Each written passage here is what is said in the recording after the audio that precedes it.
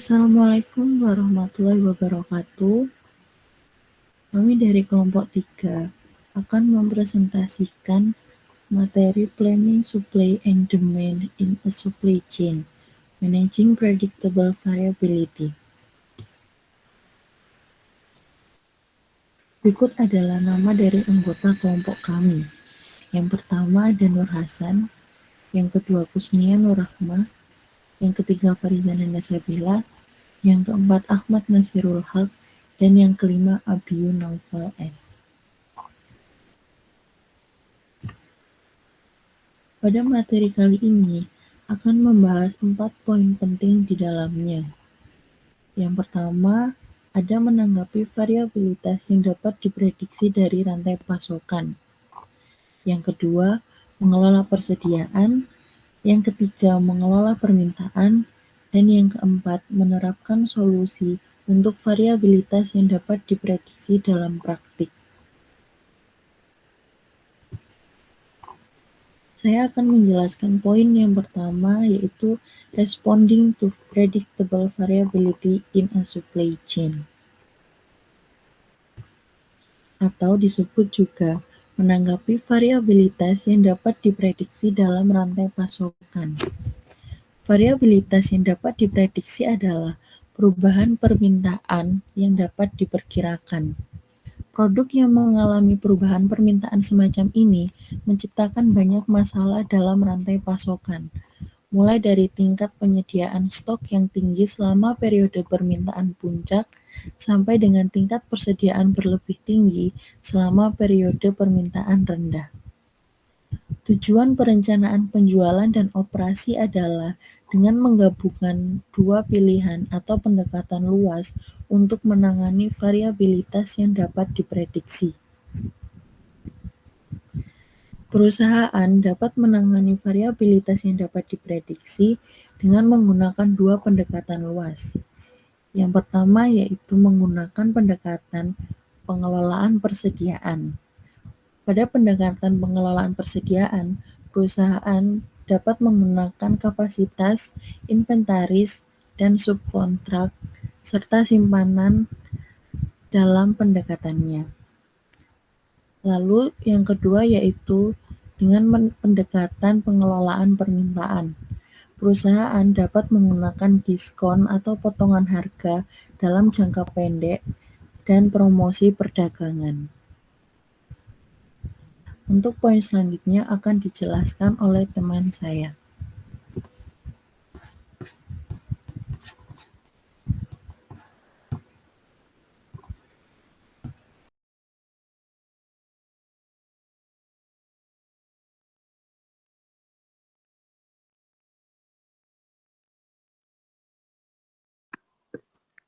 Assalamualaikum warahmatullahi wabarakatuh.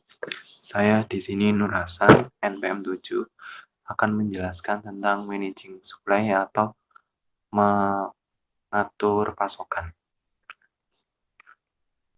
Jadi tujuan untuk mengatur pasokan ini agar variabilitas itu dapat terpenuhi. Lalu ada beberapa cara dalam melakukan manajemen pasokan ini. Nah, yang pertama adalah dengan kapasitas. Kapasitas di sini juga bisa dibilang sebagai daya tampung. Jadi, daya tampung dari suatu perusahaan atau instansi untuk memprediksi sebuah variabilitas, yaitu dengan cara kapasitas. Kapasitas di sini bisa digunakan untuk diatur dalam artian menambah kapasitas atau kapasitasnya disesuaikan dengan jumlah variabilitas yang telah diprediksi. Lalu yang kedua terdapat inventories. Inventory di sini bisa diartikan juga sebagai persediaan. Jadi dari kapasitas yang tersedia akan dilakukan persediaan terhadap barang-barang yang sudah diprediksi variabilitasnya. Jadi barang-barang tersebut tidak akan langsung dihabiskan atau dalam tahap produksinya akan dilakukan kelebihan barang atau digunakan untuk persediaan. Lalu yang ketiga terdapat subkontrak. Subkontrak di sini itu seperti penambahan jumlah pekerja, penambahan jam kerja, ataupun penyesuaian waktu kerja. Itu biasanya digunakan dalam hal-hal tertentu. Bisa dicontohkan seperti saat terdapat sebuah produk yang bisa dikatakan musiman. Jadi dalam hal musiman ini, jadi produk tersebut dapat diprediksi. Saat telah diprediksi, maka akan dilakukan perencanaan seperti penambahan jumlah tenaga kerja, ataupun penyesuaian shift kerja terhadap pegawai, ataupun melakukan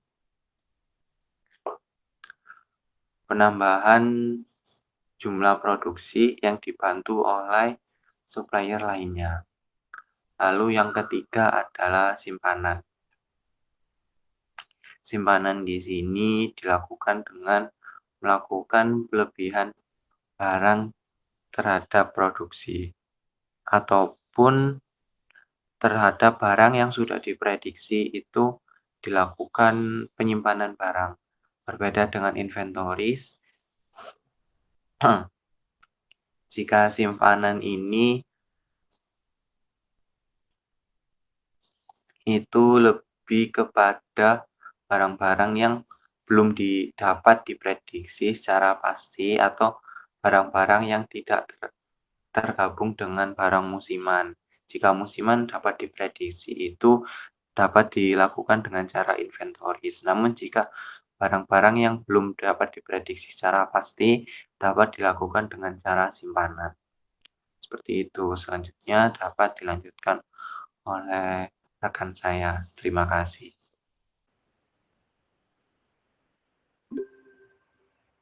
Assalamualaikum warahmatullahi wabarakatuh. Saya Kusnia Nurrahman, PM08. Saya akan melanjutkan presentasi yang sebelumnya. Di sini saya akan menjelaskan mengenai managing demand atau mengelola permintaan. Jadi managing demand ini apa? Managing demand ini adalah upaya untuk membuat permintaan lebih mudah dipenuhi oleh supply chain. Maksudnya dipenuhi di sini adalah upaya untuk secara aktif meyakinkan bahwa profil permintaan pelanggan memiliki pola yang halus sehingga mudah dan efisien untuk dipenuhi. Pola halus di sini itu adalah melihat bahwa input pelanggan itu sebelum masuk ke proses demand ini sendiri harus ada perencanaan, juga produksi, pengadaan barang baku, dan juga pengiriman ke pelanggan. Jadi sehalus mungkin untuk dilakukan, semudah mungkin untuk dilakukan sehingga lebih mudah untuk operasi supply chain itu sendiri. Jadi dengan kata lain, perusahaan itu tidak hanya pasif memproses permintaan yang diberikan, tapi juga berusaha untuk mengurangi naik turunnya permintaan atau meningkatkan stabilitas permintaan. Yang selanjutnya ini adalah how. How di sini adalah instrumen atau indikator untuk bagaimana mengelola permintaan itu sendiri untuk memanage demand. Yang pertama ada promosi. Promosi di sini untuk meningkatkan penjualan selama periode tertentu. Jadi promosi pada saat-saat tertentu ini membuat volume permintaan meningkat, baik segera setelah pada saat promosi dilakukan ataupun secara perlahan dan terjadi beberapa lama setelah periode promosi berakhir dari suatu perusahaan. Yang kedua adalah penetapan harga. Penetapan harga ini adalah kebijakan penetapan harga dalam mengelola permintaan. Dalam mengelola permintaan, jadi contohnya seperti apa? Misalnya tarif telepon untuk siang hari ditetapkan lebih mahal dibandingkan waktu malam hari. Juga ada tarif berlangganan kuota internet misalnya. Kalau yang malam biasanya ada kuotanya lebih besar, harganya lebih murah daripada yang 24 jam. Seperti itu contohnya. Dan yang ketiga ada waktu promosi dan perubahan harga. Di sini itu dapat dipengaruhi oleh dampak promosi sesuai permintaan pasar, margin produk, biaya penyimpanan persediaan, biaya untuk mengubah tingkat kapasitas. Nah, untuk yang keempat ada peningkatan permintaan. Peningkatan permintaan sendiri dihasilkan dari yang pertama ada dihasilkan dari market growth atau pertumbuhan pasar. Maksudnya di sini adalah bagaimana kenaikan konsumsi produk terjadi baik dari yang pelanggan baru ataupun pelanggan yang sudah pernah berlangganan, yang sudah ada sebelumnya. Jadi ini tuh mempengaruhi peningkatan penjualan serta peningkatan ukuran pasar. Yang kedua adalah stealing share atau bisa dikatakan mencuri, dalam tanda kutip mencuri saham. Jadi maksudnya di sini apa? Pelanggan mengganti produk perusahaan untuk produk pesaing. Jadi pelanggan tersebut adalah nggak loyal ya, bisa diartikan karena dia sudah tidak menggunakan produk dari perusahaan kita gitu misalnya, tapi menggunakan produk pesaing. Jadi ini tuh juga mempengaruhi di peningkatan penjualan dan juga di ukuran pasar yang sama. Untuk yang ketiga ada forward buying. Di forward buying atau pembelian ke depan, pembelian dalam jangka waktu berikutnya. Ini maksudnya adalah pelanggan melakukan pembelian di masa yang akan datang. Jadi yang akan dipengaruhi oleh penjualan yang sama pada saat yang bersamaan serta ukuran pasar yang pada saat bersamaan. Oke, ini adalah contoh demand forecast permintaan ya, perkiraan permintaan untuk Red Tomato Tools. Red Tomato Tools produsen alat-alat berkebun. Jadi di sini itu tujuannya bagaimana cara menggunakan perencanaan agregat untuk menangani permintaan dan tetap menghasilkan keuntungan. Jadi di sini itu karena kan promosi itu sering dilakukan oleh perusahaan. Juga ada memperhitungkan dampak tanpa biasanya si promosi sering dilakukan oleh perusahaan, tapi distributor itu nggak pakai memperhitungkan dampak pada sisa rantai pasokan, distributor atau pengecer di sini. Jadi di sini itu di contoh Red Tomato Tools ini adalah tujuannya menunjukkan bagaimana anggota rantai pasokan dapat berkolaborasi dalam keputusan penetapan harga dan keputusan agregat. Jadi keputusan penetapan harga dan agregat ini harus dilakukan bersama-sama, baik untuk permintaan dan juga manajemen persediaan untuk memaksimalkan profitabilitas rantai pasokan. Seperti itu. Jadi ini adalah demand forecast dari Red Tomato Tools. Demand forecast-nya di sini dilakukan per bulan. Januari ada 1.600 permintaan, perkiraan permintaan. Februari ada 3.000 permintaan, Maret ada 3.200, April ada 3.800, Mei ada 2.200, dan Juni ada 2.200. Lalu ini adalah planning-nya, planning agregasinya dengan item-item dengan material membutuhkan biaya $10 per unit, inventory holding cost-nya $2 per unit per bulan, margin cost-nya untuk stock out $5 per unit per bulan, hiring and training cost $300 per pekerja, layoff cost-nya $500 per pekerja, labor hours required-nya 4 per unit, regular time cost-nya $4 per jam, overtime cost-nya $6 per jam, serta cost of subcontracting-nya $30 per unit. Maka setelah dihitung untuk penentuan variabel decision-nya di perencanaan agregasi ini didapatkan bahwa total cost atau total biayanya setelah di planning mencapai $422. $275, sedangkan harga penjualannya adalah $40 per unit dengan total penjualan 16.000 unit. Maka $40 itu tadi dikalikan 16.000 menghasilkan revenue-nya adalah $640.000 dan profit atau keuntungannya $640.000 ini dikurangi $422.275 menghasilkan $217.725. Nah, itu tadi adalah salah satu contoh di Red Tomato Tools. Jadi, apa saja sih dampak atau faktor yang mempengaruhi waktu-waktu promosi?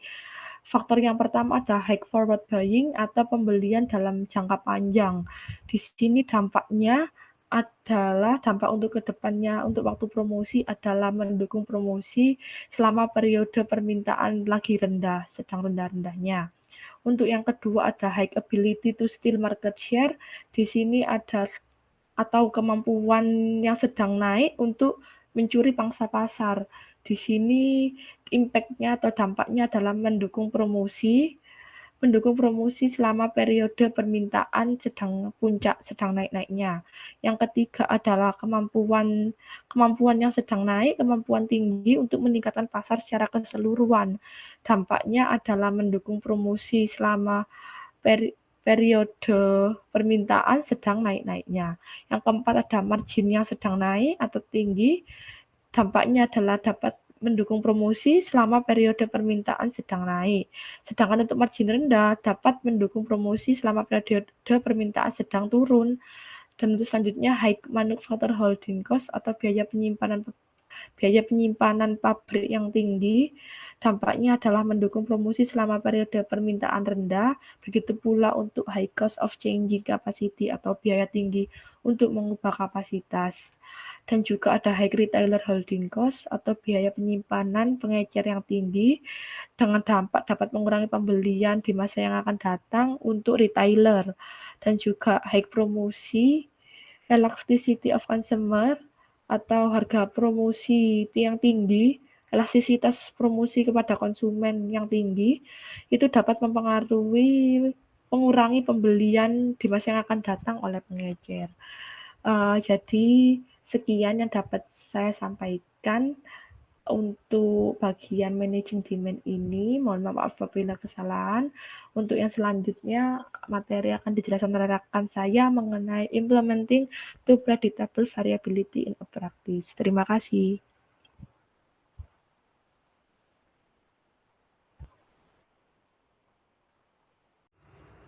Assalamualaikum warahmatullahi wabarakatuh. Nama saya Ahmad Nasrul Haq, NPM 28.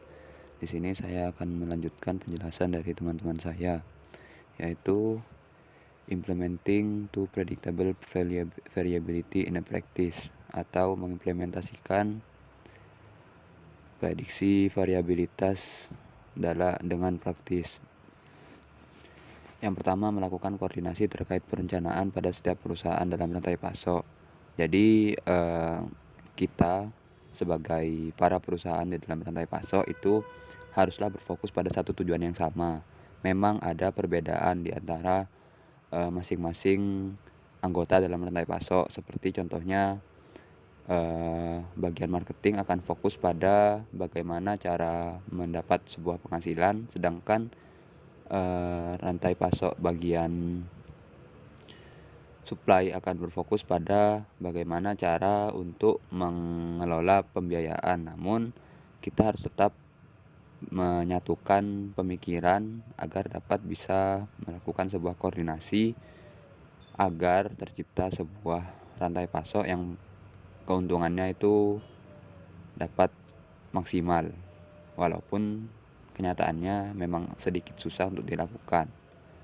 Selanjutnya, melakukan pertimbangan terkait variabilitas yang terprediksi dalam pengambilan keputusan strategis. Jadi, setelah tadi sudah dijelaskan tentang variabilitas yang bisa diprediksi dengan cara-cara yang sudah dijelaskan, itu selanjutnya oleh perusahaan atau pengambil keputusan harus dipertimbangkan di dalam mengambil sebuah keputusan strategis, karena seperti kita ketahui dari penjelasan sebelumnya,